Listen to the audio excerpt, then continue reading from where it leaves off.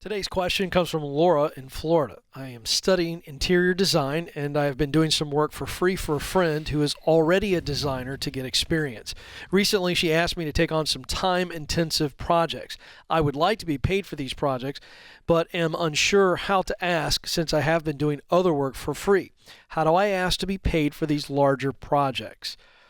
Well, the simple answer is clearly and nicely. Right, with a good helping of humility here.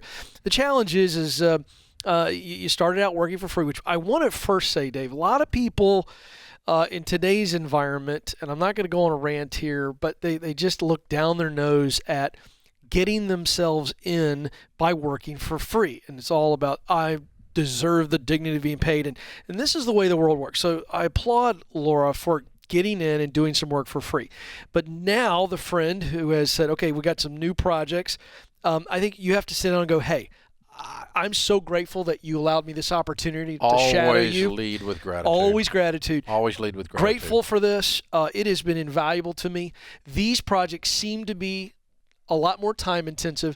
And because of that, I'm wondering, can you pay and what could you pay me for these? Because this is going to eat into the other areas of your life. And this is what I mean by clearly.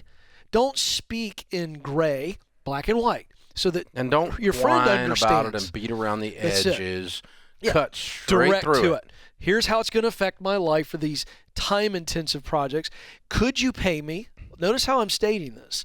Could you pay me? And what would you be willing to pay me? And we have a conversation, not a negotiation.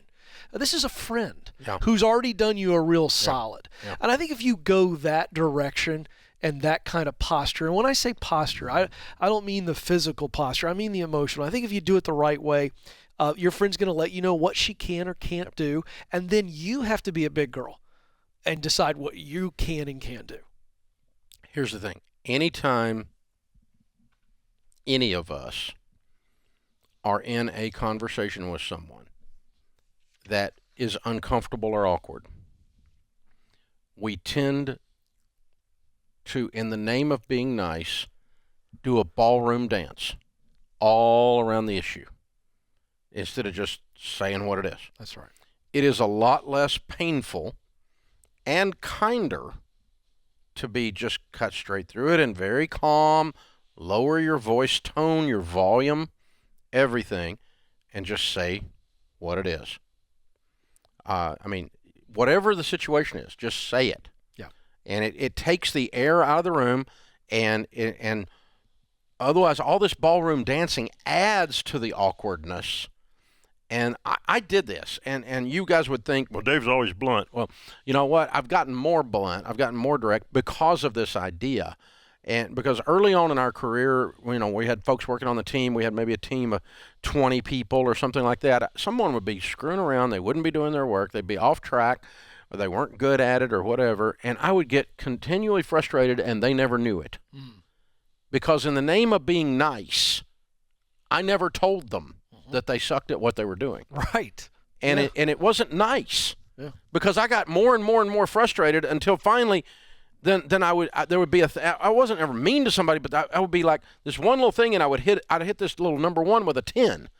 And they're going, where'd that come from? Well, it came from 6 months of me putting up with you not doing it. But I never said anything because I was nice. That's the key. That's just BS. To be unclear is to be unkind. Right. And here's the deal. If we don't fill in the blanks for people, they'll fill them in for us.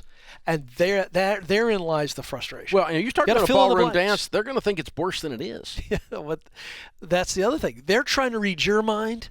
You're trying to read theirs. And it just gets into this weird thing versus this is a friend. This is an easy conversation. I know where Laura's coming from. Yep. It feels like there's a lot of... reframe this. Just reframe it. All it is you did some part-time work for free, and it's over. That's it. Yeah. It's her option. And there's another chance here to do some more work, but it's not going to be free. That's right. You just need to go, thanks for letting me come in here and learn this stuff. And hey, I'm not going to be able to work on this other stuff unless there's pay involved because it's just too much. But thanks so much for letting me do this. Lead with gratitude, close with gratitude.